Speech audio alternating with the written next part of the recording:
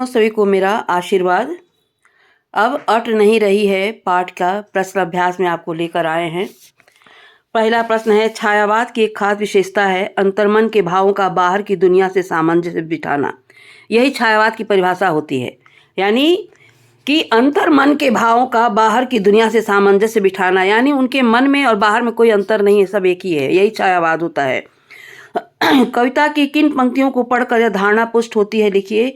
तो यह कविता की यह पंक्तियां हैं, उत्तर देखिए।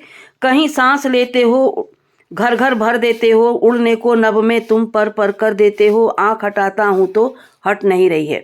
इन कविता में पूरी छायावाद की विशेषता नजर आती है। यानी फागुन के महीने का वर्णन करके कवि कहता है कि जब तुम्हारा आगमन होता है तो इस प्रकार का वातावरण हो जाता है, यानी ये छायावादी पंक्तियां हैं ये। दूसरा प्रश्न है, कवि की आंख फागुन के सुंदरता से क्यों नहीं हट रही है? तो कवि की आंख फागुन की सुंदरता से इसलिए नहीं हट रही है क्योंकि फागुन के महीने में प्रकृति के सभी तत्वों पर एक विशेष प्रकार का सौंदर्य छा जाता है। चारों ओर फागुन का सौंदर्य बिखर जाता है।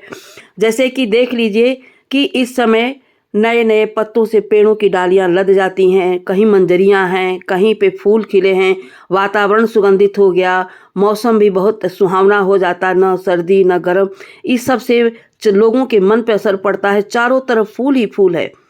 भगवान कृष्ण ने गीता में भी कहा है कि मासा नाम मार्ग शीर्षो ऋतु नाम कुसुमाकर, यानी ऋतुओं में मैं बसंत हूँ। बसंत ऋतु में सबसे ज़्यादा फूल खिलते हैं, चारों तरफ सौंदर्य ही सौंदर्य, वातावरण इतना सुंदर हो जाता है कि कवि की आंखें जो हैं फागुन महीने के सौंदर्य से हट नहीं पा रही हैं। प्रस्तुत कविता में कवि ने प्रकृति की व्यापकता का वर्णन किन किन रूपों में किया है? तो कवि ने प्रकृति की व्यापकता का, यानी प्रकृति कैसे फैली हुई है, व्यापक रूप उसका दिखाई दे रहा है, फैलाव विस्तार दिखाई दे रहा है। किन किन रूपों में किया है? पहला है फागुन के प्राकृतिक सौंदर्य का प्रभाव नए नए लाल हरे फले फूलों के रूप में चारों ओर समाया हुआ है। दूसरा है प्रकृति में चारों ओर उल्लास और सौंदर्य से कवि का मन प्रसन्न होकर आकाश में उड़ना चाहता है, यानी मन कल्पनाओं के पंख लगाकर उड़ने लगता है, तरह तरह की मन में कल्पनाएं आने लगती हैं।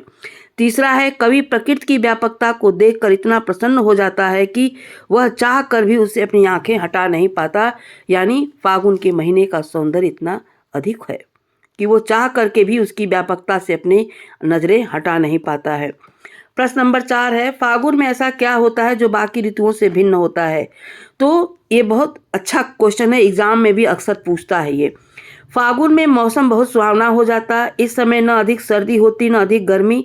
प्रकृति इस समय धरती को हरा भरा कर देती है। चारों ओर फूल खिल उठते हैं जो सभी दिशाओं को सुगंध से भर देते हैं।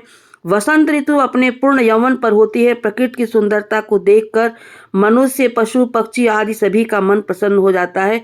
पक्षी जगत में भी बहुत कलरव करते हैं, बहुत शोर शराबा करते हैं। तो इसीलिए बसंत को ऋतुराज की भी संज्ञा दी गई है। यूं ही ऋतुराज की संज्ञा नहीं दी गई है जितनी विशेषताएं बसंत ऋतु में हैं। इन निबंध में भी आप लिख सकते हैं, पैराग्राफ राइटिंग में भी लिख सकते हैं कि बसंत ऋतु की एक खासियत है। देखिए, बसंत ऋतु में एक और खासियत होती है, कोयल बोलती है।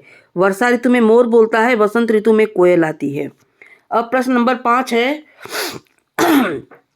इन कविताओं के आधार पर निराला के काव्य शिल्प विशेषताएं लिखिए। तो निराला के काव्य शिल्प विशेषताएं क्या है? नए नए प्रयोग में उनकी कविताओं में एक और श्रृंगार रस है, वहीं दूसरी ओर ओज का स्वर भी है। ओज समझ रहे हैं ना? अभी उत्साह कविता आपको हमने बताया, तो ओज का भी स्वर है, यानी उत्साह। संगीतात्मकता उनके काव्य की प्रमुख विशेषता है, यानी गाया भी जाता है। उन्होंने तत्सम शब्दावली युक्त खड़ी बोली का प्रयोग किया है जो छायावाद की विशेषता होती है। अनुप्रास उपमा तथा मानकीकरण अलंकारों के प्रयोग से कविता का सौंदर्य बहुत बढ़ गया है। तो कुछ तो ऐसे दिख रहे हैं, कुछ स्वतः आ गए हैं कविता में, अलंकारों के प्रयोग से कविता में वास्तव में बहुत सौंदर्य।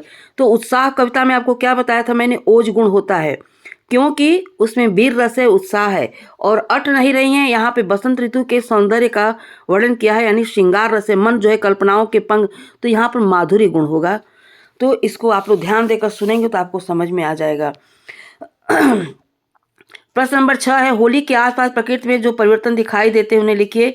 तो होली के आसपास मौसम जो होता है बिल्कुल सुहावना हो जाता, सर्दी कम हो जाती है, हम हवा धीरे धीरे मंद मंद चलने लगती है, चारों ओर रंग बिरंगे फूल खिल जाते हैं, खेतों में हरियाली छाने लगती है, फसलें पकने लगती हैं, किसान अपनी पकी हुई फसलों को काटकर खलिहान में ले जाते हैं। यानी हरियाली खत्म होती है, फसलें पककर तैयार हो जाती हैं, यानी रबी की फसल में होती है उस समय, तो किसान फसलों को काटकर खलिहान में ले जाते हैं। इस प्रकार से प्रकृति में अनेक परिवर्तन दिखाई देते हैं या देखने को मिलता है। तो इसी समय हमारी रबी की फसल भी पककर तैयार होती है, उसी को कवि ने यहाँ पे किया है। पाठ्येतर सक्रियता में क्या है, फागुन में गाए जाने वाले गीत जैसे होरी, फाग आदि गीतों के बारे में जानिए। तो होली का गीत जो गाया जाता है वो फागुन के महीने में गाया जाता है, उसको कोई फाग कहता है, कोई होरी कहता है। यही इसका वर्णन है। आशा है आपको पाठ बहुत अच्छा लगा होगा, बहुत सुंदर लिखा भी है कवि ने, और बहुत ध्यान देकर पढ़ेंगे बच्चों तो समझ में आएगा। सुन करके जो नए आए हैं सब्सक्राइब भी मेरा चैनल करिएगा, मैं अच्छा से अच्छा आपको बताने का प्रयास करती हूँ। आज बस इतना ही, अब अगले पाठ में हम बढ़ेंगे, तब तक के लिए हमें विराम दीजिए।